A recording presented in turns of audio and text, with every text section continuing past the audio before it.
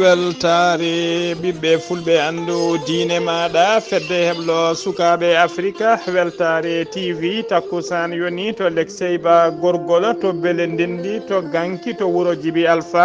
to tulde baali to seyyena wuuro molo seyyena gababi to wajjo bosoyaɓe to gourdiuma to sinthiane gourdiuma to dara salam ko on takkusan juula ha e nder galle ceerno ama tijane alpha mamma siliba to moderna kay heydi ha to galle makko sama sa to killinkare ko taari ɗum kala ene jeeya e gardidi kabaruji men to leydi Mauritanie hoorejo gendi Mauritanie ƴetti laala mum andi o ko aseta hanki o yaɓani du'a lamorgo leydi Qatar to leydi Sénégal préfet mo Tivaouane sifi kayita yamirore woni autorisation wonande kay seppo ɓeena jeeyaɓe e landa Pastef nde mbaɗata seppo mumen aleta hande o e nder Tivaouane to leydi Mali yimɓe ɗiɗo gollotoɓe croix rouge biftama hakkude gawo e kidal ha e oɗo saaha joni noon andaka toɓe goni andaka kadi biftiɓeɓe bisimilla mone ketki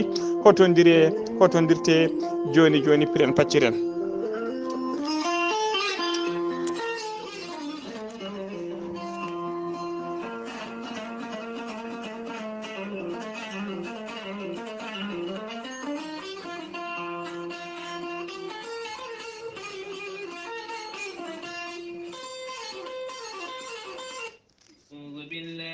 الشيطان الرجيم الذين إذا أصابتهم مصيبة قالوا إنا لله وإنا إليه راجعون sadakallahu l'azim batake jam gondaɗo hono diallo mamoudou hammadi ɓurɗo lollidde diallo mamoudou dioulé tawateɗo to lambardina leydi gabon ko miñuma duttiɗo diallo djibi dioulé to gemmu ko miñuma duttiɗo diallo aissata dioulé to sehil babi tawateɗo oɗo saaha joni to gemmu ko miñuma duttiɗo diallo hawa dioulé to sehil babi tawateɗo e oɗo saaha joni to gemmu ko miñuma duttiɗo diallo seynabou hammadi to juggela baalaɗi ko miñuma duttiɗo so demba ifra to gemmu ko joom galle duttiɗo eɓe pecca kamɓe kala sunare mabɓe e sunare mabɓe eɓe kabra dendagal bandiraɓe sehilaɓe hoddiɓe kala guila kay korkoronaɓe haɓe fulle naɓe haɓe campement naɓe kala ɓe butanda jaam ɓe sehil babinaɓe kala ustare bandiɓe debbo biyeteneɗo diallo penda hammadi ɓurno lollide ko penda juule noon ko aseta hanki o yalti aduna to nakshota sanga 15 heures woni 3 heures kikiɗe ko aleda hande o wira to saare gonga nde gemmu o wira ko sanga 10 heures subaka o yaltiri aduna noon ko duuɓi capanɗe jeegom e duuɓi jeeɗiɗi siftinde on noon yettiniɗo wulago ngo ko miñi ko biteɗo diallo mamoudou dioulé to lambernin ha leydi gabon kañuma yettiniɗo ɓata ko dow inde ceerno Abou Diallo horejo heblo sukaɓe afrique en doni momo kanko e dendagal mayɓe julɓe kala nde Allah yurmotomo yafomo harnamo aljanna kanko e dendagal mayɓe julɓe kala allahumma amina.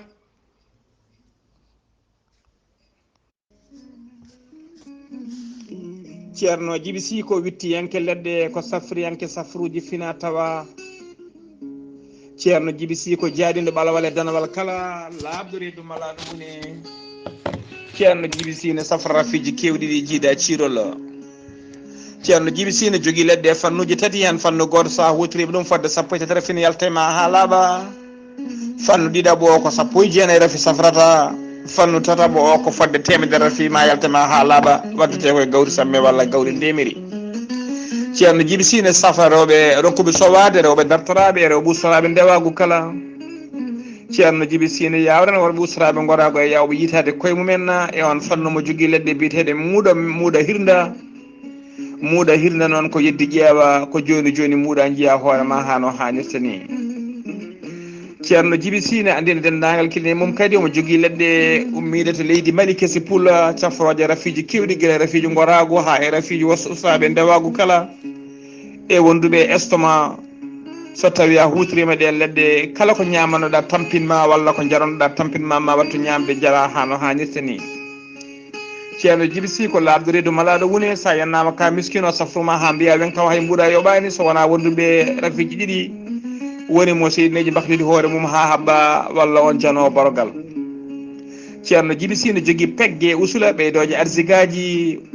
pirtoji dabaruji bawɗi neldede kala leydi e kala continent ceerno Djiby Sy ko bawɗo listihara ko indema inde nenema dokkatamo haala kone nder ɓerde ma ha mbiya yoni so tawi ko tawateɓe nder leydi Mauritanie ko ujunere mbuɗo o guya so tawi ko leydi Sénégal e dendagal ɗe ñamojo franc CFA ko temennayyi CFA ceerno Djiby Sy numéro mum weeva walla nde yiɗɓe waɗnede listihara ko 77 653 03 67 yiɗɓe hebdemo noon to banggue appel e to banggue WhatsApp kala ko numéro makko leydi Mauritanie ko 47 22 80 84 ceerno Djiby Sy ne andi dendagal kilineɓe mum ha tengtino e tawateɓe lappol polol dande maayo wonde miñi ko biteɗo ceerno Alassane Sy tawe to ñabina e oɗo saaha joni kala jiɗɗo hebde ceerno Alassane Sy to ñabina ko 32 62 04 99 walla mbaɗa 48 10 00 13 ceerno Djiby Sy ko labde reedu malaɗo wune so tawi on pamodiri kala to mbawɗa wonde e leydi e continent to mbawɗa wonde safruji ma ne mbawi yettadema ha no hannirta ni ceerno Djiby Sy ko labde reedu malaɗo wune mbadden danɗo faade makko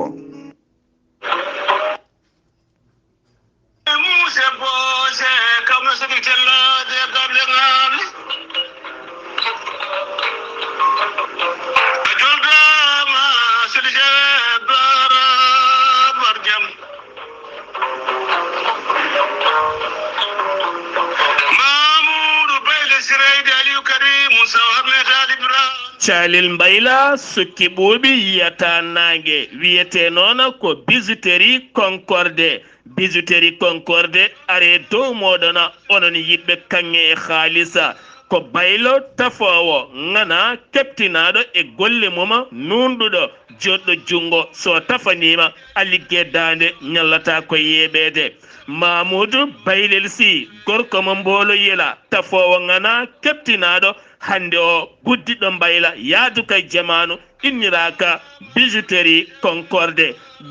Concorde ene tawe to Douala leydi Camerouna kono hande kadi ene tawe e nder capitale Dakar to wiyete Parcelles Assainies unité 21 so tawi a ari ha Parcelles Assainies unité 21 waɗɗani marche Dior waɗɗani Brioche Dorée o waɗɗani monument Serigne Bara ene hucciti e bedda unité 21 unité 24 ko ɗon tawete bijouterie Concorde yaadukay jamanu kono kadi bijouterie Concorde haɗani ɗon tana ene jogui montoraji ngarɗuɗi taw kadi an jiɗɗo cuɗari mbandi noon sa jokkodire bijouterie Concorde ma eɓen kollaɓi haɗani ɗon tan aɓe jooɗi lone luxe moƴƴe jaaduɗe jamanu kami cuɗari taw kadi ko ɓornoteri ko wiyete cuuboji moƴƴi joɗɗi jaaduɗe jamanu kono kadi sa yiiɗi hebde hen kollaɓi jokkodirta koye bijouterie Concorde wotto woɗɗu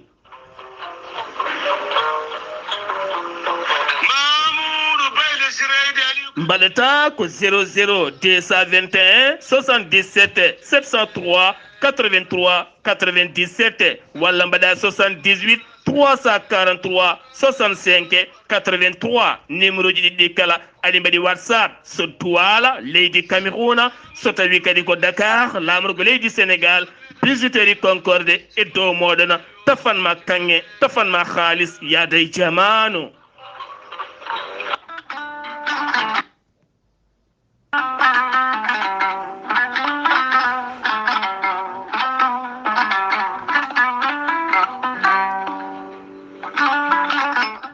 musidɓe tedduɓe funnangue hirnangue rewoy worgo sahale ɓaleri jam koye are meɗena jam garɗo e men ko kiiɗo hen lekki kewki kawisaji cafroki ñabboji kewɗi cuuɗotoɗi e nder ɓalli ko wayno joguiɗo caɗele AVC karƴaga mo ƴiƴam dogata e ɗaɗi muma neɗɗo toƴiɗo ɓandu musoru ɓandu jaaɗoru ɓandu wuloru jokkodire gorel teyya joni joni keɓa hen ko laaɓi sa yiɗi hebde siit gorel teyya jangana hoore maɗa ha ganda ñawmo joguiɗa o mbete gorel teyyane safra ɗuma jahata koto site mabɓe internet a mbaɗa www.gorelteyya.com ma jangan hoore maɗa ngan sanga jokkodira e tongoɗe gorel teyya keɓa hen ko laaɓi.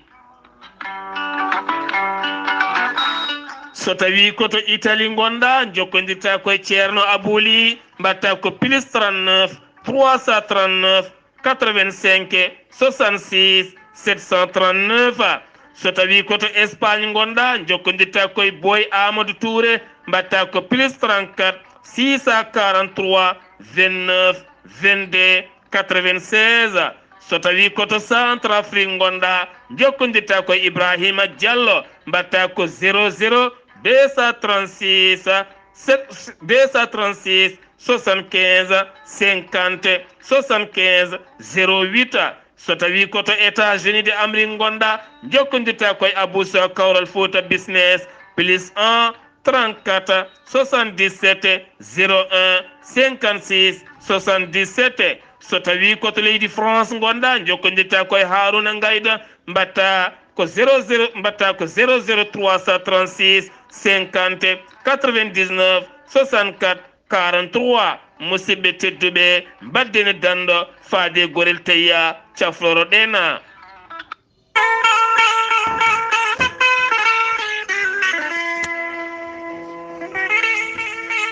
ciggam nangue wulgue diaw are moɗon addemon ko jaam e kisale ɓamtare. ciggam nangue wulgue diaw e gardogola Harouna Dawouda Ndiaye gorko mo Tumbela aɓe jogui beelema mawɗo habrude dendagal bandiraɓe kala aɓe jogui congélateur uji solaire taw kadi ko marque leydi Turquie. ɗin congélateur uji solaire ɗi gardata koye ponoje majji kame battiraji majji dognataɗi ko ciggam nangue wulgue diaw. panno solaire aji moƴƴi so tawi ɓe bannima ɗum installation e gallema kala waktuji ɗiɗi ma heɓ kaaƴe glace ha timma wona koye nguleki faya koye korka an jiɗɗo congélateur uji moƴƴi congélan ma kala ko mbaɗɗa hen jokkodire ciggam nangue wulgue diaw. ciggam nangue wulgue diaw ne jogui équipe moƴƴo keɓlaɗo to leydi Turquie taw ko heblo moƴƴo sukaɓe yadduɓe jamanu. ciggam nangue wulgue diaw aɓe jogui ponoje e battiraji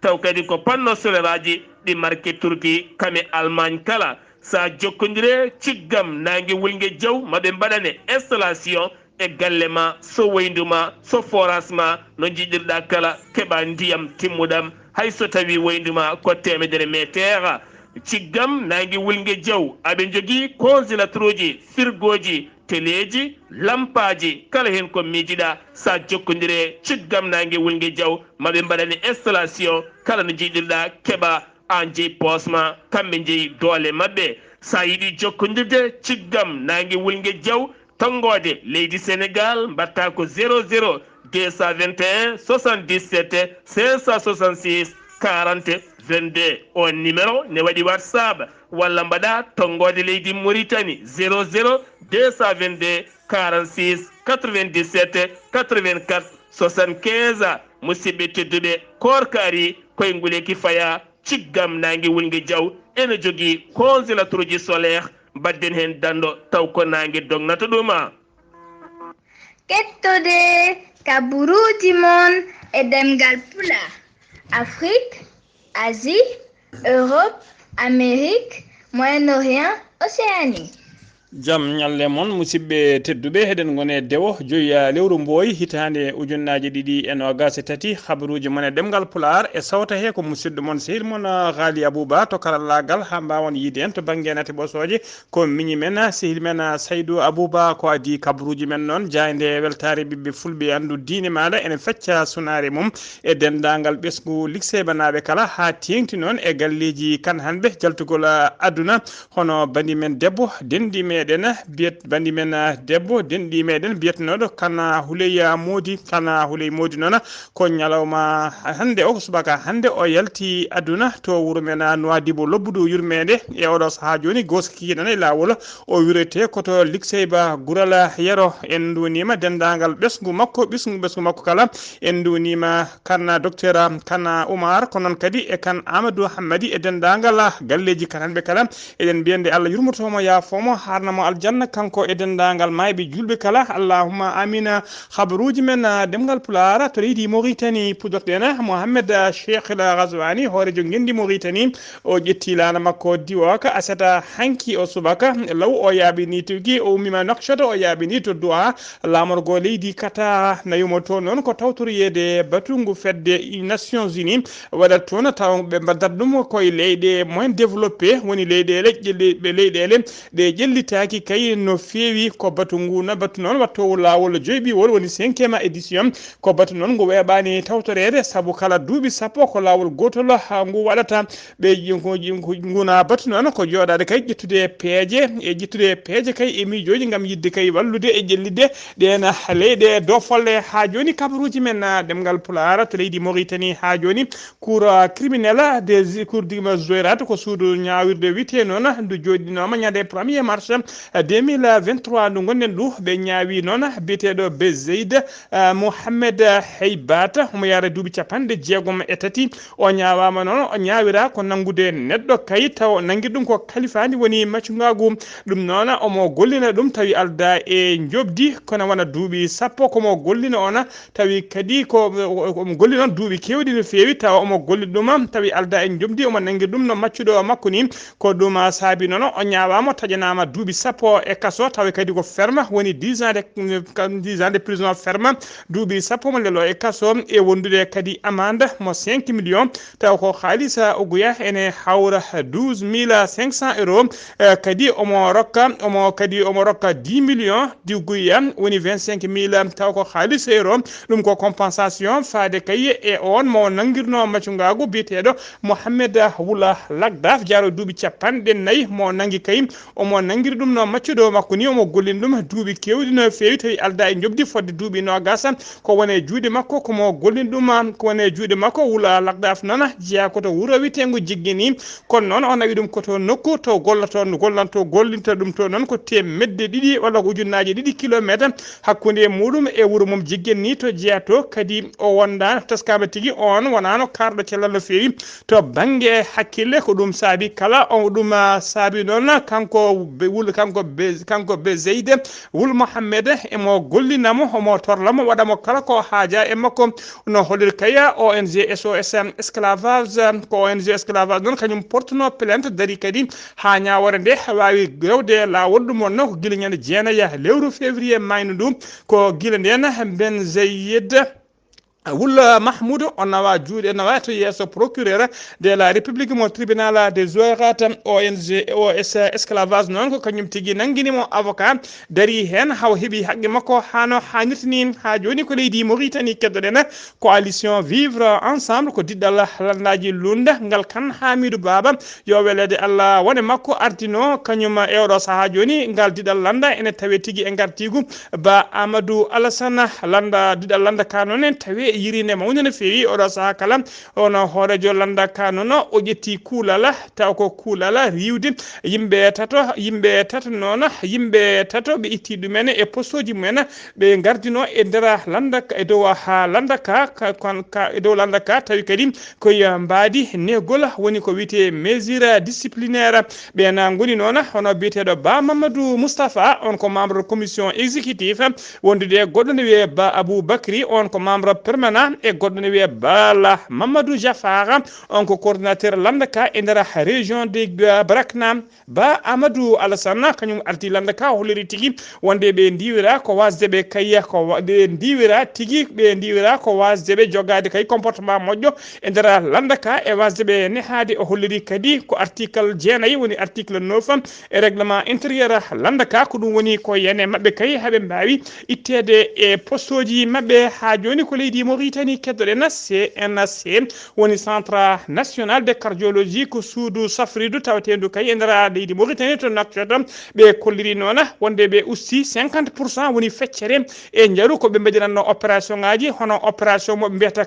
opération cathétérisme e opération cœur ouvert woni tigui uddide ɓernde ɗo piri ɗum addani ɓe ustude ɗum noon ko addana ɓe ustude ɗum noon ha tigui ha hono feccere ko teskade ɓe kay ko ɗina opération jaruji mum ne cattirno no fewi ne tiɗirno wonande ɓesgu Mauritanie kala ha tengti noon e miskineɓe ko laamu ngu noon yamiri hôpital o nde ustata ɗi ɗon cogguji opération ngaji tawi ko jagorgal leydi Mauritanie kalfinade ko fate cellal aadi ko kañuma joddino e ɓeɗon arta koye dow inde laamu ngu joddino e ɓen ardiɓe suudu safride ndu ha ɗum wawi ustede hano hannirtini ko fate opération cathétérisme wonno tigui ko 800 000 uguya e oɗo saaha joni wattama 400 000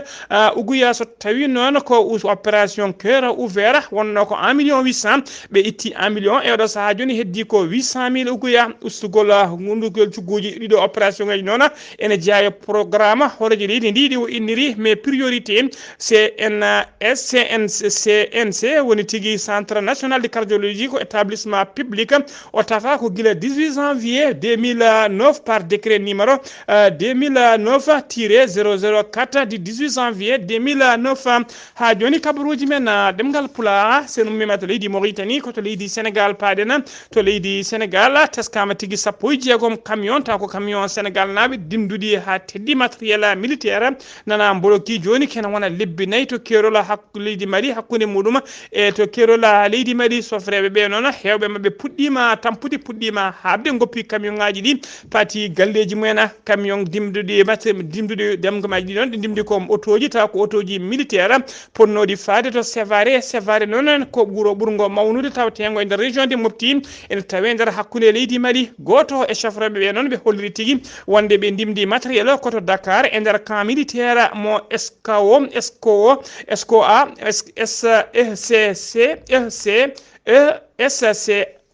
woni escoa ko don ɓe dimdi ɗiɗon camion ngaji militaire e nder camp militaire tawateɗo to Dakar o holliri noon guila kay 5 novembre faade oɗo saaha joni hay autorité goto ala moɓe jii ha wawa walludeɓe kay nde ɓe ɓilti e oɗon situation ha autoji ɗi mbawa artude walla mbawa ɓennude mission ngaji mumen ha joni kabaruji men e nder leydi Sénégal Guy Marius Sagna hundude 14 neɗɗo tawi ko activité uji jeeyaɓe e frappe woni front pour une révolution anti-impérialiste populaire et panafricaine nanganoɓe aseta hanki o yeeso ambassade mo Tunisie ɓe mbanno tigui ɓe nanguirno noon ko yinnode wadde seppu mumen tawi ngo alda e yamirore kanko Guy Marius Sagna noon omo nanguidno e wodɓe ko wayno Fatoumata e goɗɗo ne wiye Sylvestine e goɗɗo ne wiye Khady e Yolande ɓen nawno koto commissariat de rébusque o hollirama noon hono holliri avocat mabɓe biyeteɗo Gourayssi Pam ɓe nanguirno noon ko yidnode yubɓe walla wadde seppu men kay yeeso ambassade mo Tunisie tawa alda e yamirore hollirde mette mabɓe kay ko ɓaleɓe torlete e ko diddete oɗo saaha joni e nder ha leydi Tunisie Papa Ablaye Touré ko goto e ɓattiɓe Guy Marius Sagna o holliri tigui hello makko Facebook wonde ɓe goppitama kanko Guy Marius Sagna e dendagal ɓe o nanguidino kala ɓe goppitama subaka hande o law kamɓe kala ɓe goppitama e oɗo saaha joni ɓe paati galleji mabɓe ha joni ko leydi Sénégal keddoɗen jiyan ha to Dakar Madina Gounass Macky Sall horejo gendi Sénégal o tawtorama aseta hanki o puɗɗugol Dakar Madina Gounass tawi ko 83e édition woni lawol battowol capanɗe jeetati e tati ɓiwol lawol édition 2023 nden noon kanko horejo leydi ndi o hoffima yeeso khalifa général hono El Hadji ceerno Ahmed Tidiane Mohamed Saïdi Ba o ñaguima noon o ñaguima jeeɗal o noon nde duwoto yo jaam e deeƴire duumo e nder leydi Sénégal duumo e nder windere he kala o holliri wonde musibbaji e kareli kewɗi e oɗo saaha joni ene tawe e nder yoga e leyɗele hay sinno kay ɗen leyɗele ne goɗɗi leydi Sénégal no fewi o holliri e oɗo saaha joni aduna o koko yultidiri ɗen caɗele ɗe mbawi tigui jogade des impacts walla jogade conséquence uji mum e nder leydi Sénégal ko ɗum noon holliri tigui o ñaagui ceerno o nde duwoto nde jaam duumoto e nder leydi Sénégal duumo e nder windere he kala ko konngudi Macky Sall horejo leydi ndi faade tawa ko ñagude ɗaɓɓande makko faade e khalifa o tawa kadi o haali ɗum koye ɗemgal pulaar latgal no dollar kanko o ñaguima khalifa o kadi nde duwonto nde duwokte o kadi beele daka o ene fuddo e jam gasa e jam tawa waddani e cumuji e kala saha teskadi beele ɗum ne wasa latade hitande hikkande o holliri noona o holliri kadi o haala ɗon kanko Macky Sall o holliri yeso khalifa o wonde kay hono ko waɗete to Madina Gounass ala kala to meeɗi yiide ɗum dental diine hono ngal ɗon dental o meeɗa yiide ɗum e nder windere he kala o holliri yimɓe ne jahato Medina yimɓe ne jahato Makka hijjore yimɓe ne jahato Fès tawete to leydi Maroc kono noon hono ko waɗete to Dakar Madina Gounass fodde balɗe sappo taw ko worɓe meeɓe yaltude wuuro paya ladde ene ndewa Allah bolɗe sappo ala to meeɗi yiyede so wona e nder leydi Sénégal kadi ala ɗum to tawate so wona to Madina Gounass wona konguɗam ko konguɗi Macky Sall hoorejo leydi Sénégal ha joni ko leydi Sénégal kettoɗen yen to tiva wona préfet mo tiva wona o siifi kayida yamirore woni autorisation seppo wonande kayya e moɓodiral ɓena jeeyaɓe e landa wiyete ka Pastef ngala moɓodiral noon ko alata hande joyi lewru mboyi hitande 2023 nde waɗata ko guila nogas 7 février noon Pastef wonno ɗaɓɓade mum yidde wadde toon namdade autorisation yidde wadde toon ngal ɗon moɓodiral e ɗiɗon seppoji kono ko ñalawma hande o ɓe mbawi tigui hebde oɗon autorisation seppo ngo mbiɗen ko alata hande joyi lewru mars 2023 ɓe mbaɗat tuggi 16h ha 19h ɓe ummorto noon ɓe ndidanama didol toɓe poti rewde ɓe ummoto ko terrain préfecture o ɓe ndewa to Carrefour Kër Cheikh Awa Balla ɓe jaɓana to wiyete monument seppo ngo noon ko jaam yamigo ɓe jamira yoɓe mbaɗa ko sappo jaam yamigo yidde noon haɓade ko fate injustice e nangue ŋañŋañalde taw ko guilay lundiyankoɓe ha e jaydiyankoɓe nangateɓe nder leydi Sénégal e wiide mabɓe e haɓade kadi ko fate mauvaise gouvernance tawateɗo yoɗo saaha joni nder leydi he ardi seppo ngo ɗon siifi kayit o ko ɓeɗo tata hono Aliou Badara Mboupa wondude e Mamadou Lamina Nianga e goɗɗo ne wiye Binetou Samba ko ɓeɗo ciifi oɗon kayida tawa ko ɗaɓɓude oɗon autorisation ha joni kabaruji men ɗemngal pulaar sen mima to Mbour jen to Ziguinchor jabɓuɗen musidɗo men sehdi men Amadou Issa Kébé assalamu aleykum wa rahmatullah. Waaleykum salam wa rahmatullahi ta'ala wa barakatuh. Ghalii Abuu Bah asalmitama e dennagal hettoɓe Weltare TV. Kabaruji garanɗen ɗo e nder Ziguinchor jeeton ko to e Goudoumpa ñande alkamisa jamma ndede président de la république arino ɗon o ewnima MDC en joguiɓe holɗum haare Casamance rewɓe laaɓe ɓe yoɓe jaltuɓe garta e guure ɗe ɓe mbawa liggade guure mabɓe o wawa walludeɓe kala goto mabɓe ko yiiɗi o wawa wallodurde e muɗum ina wayno noon rewɓe ɓe foof notima e weltare mumen kamɓe fof ɓe kolliti oɗo discours de ala ko ɓurɗo moƴƴude kamɓe MDC naɓe kamɓe ɗe ɓe nosi koɓe artoɓe so Allah jaaɓi ɓe goppa haare nde so en gartiɗo e Ziguinchor to Santhié Ba Ismaïla Touré eɗen gandi ko diɗɗal Touré Kunda o ruttinoma ñanden to e Farayse o wirnama ñande aljuma nden Farayse kono galle mabɓe ɗo henna kamɓene ɓe goppani galle o yeewi ina wayno ñande aljuma nde kamɓe Ziguinchor naɓe ɓe gari ɓe janganima kamilaji jeeɗiɗi ɗon e nder galle mabɓe ɓe donimama e mayɓe dennagal julɓe ina wayno ardi ñande hen ko Tanum Sarif Younus Haydara kanko ardi ɗeɗo golle ɗum noon ɓe kolliti kamɓe foof ndendi sunare nde so en jeehi to e commune Adiyane holɗum ñande aljuma nde ina wayno kamɓene nde ñande hen ɗum ɗo finiriɓe ngoɗo wuuro wiyetego joke joren wuuro ngo de finiriɓe ñande oɗo aljuma ɓe juulani juma nde almami o naati kamɓe foof eɓe keɗo hutba o koɗɗo nde ñaaki mbi hen corok e nder juma o hay goto fadani ha heɗo hutba o wona hutbino wona hutbanteɓe kamɓe foof ñaaki ɗi jan e mabɓe fodde jeeɗiɗo e mabɓe belsi garaw hen goto ruttima hanki ɗo e hôpital régional ɗum woni ko kewi ñande aljuma jawtu ɗo en noon so en jeehi to e palol dane maayo ceerno men ceerno Amadou Tidiani Tall kanko waɗanono ñande ziyara en mbino ziyara o e waɗanama mawludu o rutti teddungal noon kanko khalifa o holɗum ɗeɗo guure Mbotto Thila Garolol Liliye Cengilel Sorimale Wasetake Baroɓe yantude e salde ha heɓanma peete ɗeɗo guure fof notimamamo o ñaaguima Mauritanie e Sénégal yo Allah waɗi jaam hakkunde leyɗele waɗa jaam e leyɗele dennangal julɓe hayɓe gona julɓe yo Allah waɗa hen jaam fo o ñaaguima inde gandi kanko so tawi o duyima Allah subhanahu wa ta'ala ina heewi jabade duwaw makko ɗum noon yo Allah jabanen Weltare TV ne o yejjitani ɗum o duwanima tuggandema gardugol mawɗo men ceerno Habous Diallo Sara Ablaye Sara Ghalii Abou Bah e correspondant ji wonɓe e dennagal cengle ɗe foof omo yetta on omo jaara on omo nelda on duwaw ɗo gonɗo eno gondi ɗo fof yo on mbi amin Weltare TV musidɗo mon Ahmad Issa Kebe gorko mbot kabaruji ɗo fof ɗo radio Zik FM jokkodirde e Ghalii Abou Bah yo Allah ko walde jaam allahumma amina seydi Kebe en mbi amina e duwawuji khalifa o waɗi eɗen mbiya kadi yo Allah junnu balɗe makko moƴƴina battane makko Allah rokkama kadi tawtorede ziyaruji kewɗi allahumma amina habaruji men ɗemgal pulaar sen mima to Ziguinchor ko to leydi Mali paɗena caggal kayde kassed sayeda horejo leydi Tunisie sudno konngudi mum e nder discours mum taw ko discours ko fate gañamtumagu e lañamagu hollirde kay faade hollirde kay hoɓɓe faade hoɓɓe taw ko ɓaleɓe Afrique naaɓe gila nden noon tawateɓe to nder Tunisie gila nden noon gila waɗi oɗon discours faade joni ta ɓaleɓe tawateɓe toon guuri tigui ko gurdam husam no fewi ɓe hen nana cuuɗi nder galleji cuusa yaltude ɓe hen jaari koyɗe dogui ɓe hen nana darni noppine kojjini ene paadi kay e laamuji mumen nde garen ɗumen leyɗele kewɗe puɗɗima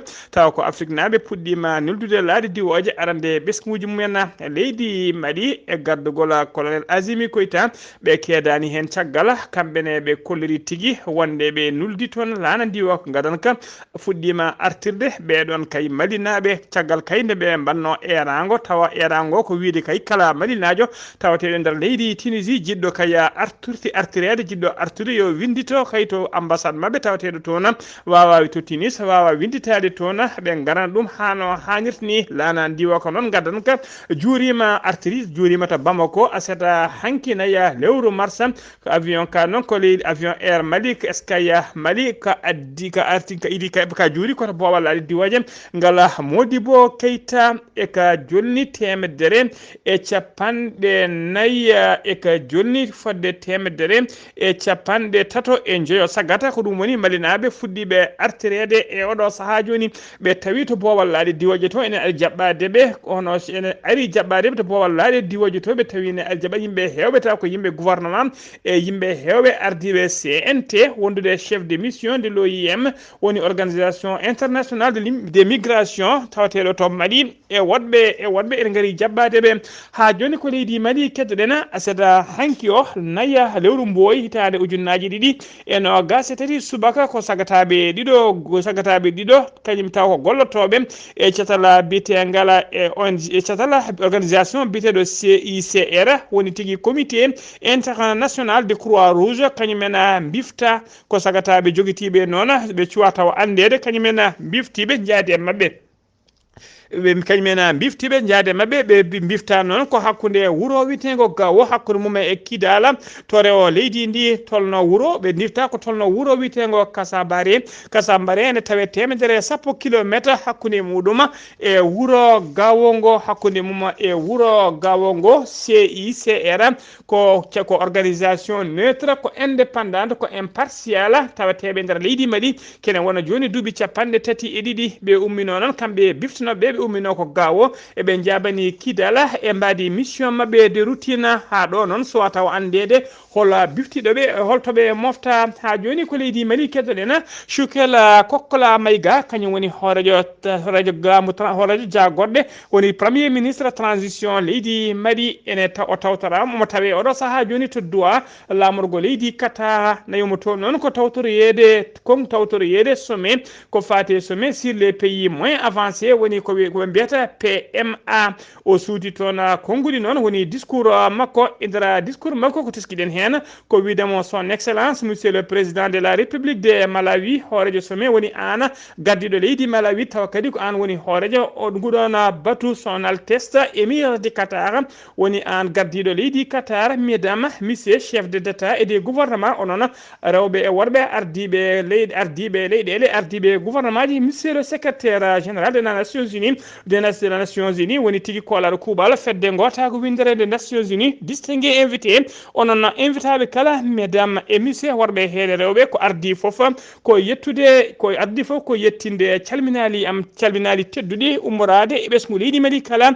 no didorno e gardugol hoorejo leydi ndi colonel Azimi Koita cuɓiɗumi kay yomi ara dow inde mum tawta dow inde leydi ndi taw leydi Mali tawtorede nguɗo batu taw ko batu la bateau lawol joyɓi wala some moɓe mbiyata PMA 5 dow inde ɓesgu leydi Mali no dow inde ɓesgu inde dow ɓesgu inde dow ɓesgu Mali kala e dow indama boɗo yetta boɗo jarna son altesse Cheikh